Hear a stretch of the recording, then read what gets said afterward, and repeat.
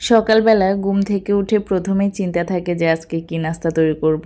দেখা যায় বাচ্চার বাবার বাচ্চাদের এক একজনের এক এক ধরনের নাস্তা পছন্দ, কিন্তু নুডলসটা দেখা যায় যে সবাই লাইক করে, আর এটা খুব চটজলদি হয়ে যায়। এই জন্য সকালের নাস্তা হিসেবে নুডলসটা আমার কাছে বেস্ট অপশন মনে হয়।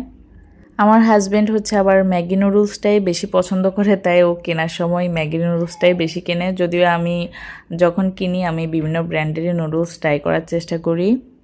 সাধারণত দেখা যায় 3 প্যাকেট যদি নুডলস নিই তাহলে সকালে আমাদের সবার একদম পারফেক্টলি নাস্তাটা হয়ে যায়। তো প্রথমে আমি হচ্ছে 3 প্যাকেট নুডলসকে ফুটন্ত গরম পানিতে একটু লবণ দিয়ে সিদ্ধ করে নিয়েছি। এরপর একটা স্ট্রেনারের মধ্যে ঢেলে নিয়ে ঠান্ডা পানি দিয়ে ধুয়ে নিয়েছি, যাতে করে ওভার কুকড না হয়ে যায়। এখন আমি কিছু ভেজিটেবল কেটে নিচ্ছি। নুডলসে দেখা যায় পেঁয়াজটা একটু বেশি দিলে খেতে বেশি ভালো লাগে, তো একটু বেশি করে পেঁয়াজ কুচি করে নিলাম। আর এখানে আমি নুডলস হিসেবে প্রতি প্যাকেট নুডলসের জন্য একটা করে কাঁচামরিচ নিই, যে কোনো সময় রান্না করলে। মানে এখানে 3 প্যাকেট নিয়েছি, 3টা কাঁচামরিচ। এর সাথে কিছু গাজর কুচি করে নিলাম, একটা টমেটো কুচি করে নিলাম। তো প্রথমে হচ্ছে আমি কড়াইয়ে কিছুটা তেল দিয়ে এর মধ্যে পেঁয়াজ, কাঁচামরিচ, গাজর এগুলো দিয়ে সামান্য একটু লবণ দিয়ে ভেজে নিয়েছি। এরপর এগুলো যখন হালকা সফট হয়ে আসবে তখন এর মধ্যে টমেটোটা দিয়ে দিলাম।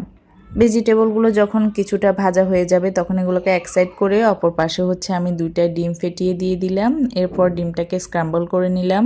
এখন কিছু ফ্রোজেন ভেজিটেবল দিয়েছি, এখানে ক্যাপসিকাম, মটরশুঁটি আছে। এরপর নুডলসের মশলাগুলো দিয়ে হালকা একটু নেড়েচেড়ে নিয়ে নুডলসগুলো দিয়ে দেব। অনেক সময় দেখা যায় হাতের কাছে কোনো সবজি না থাকলে শুধু পেঁয়াজ, মরিচ আর ডিম দিয়ে নুডলস রান্না করি, সেটা খেতে আরও বেশি মজা লাগে। আপনাদের কোন নুডলসটা পছন্দ সেটা কমেন্ট করে জানাবেন।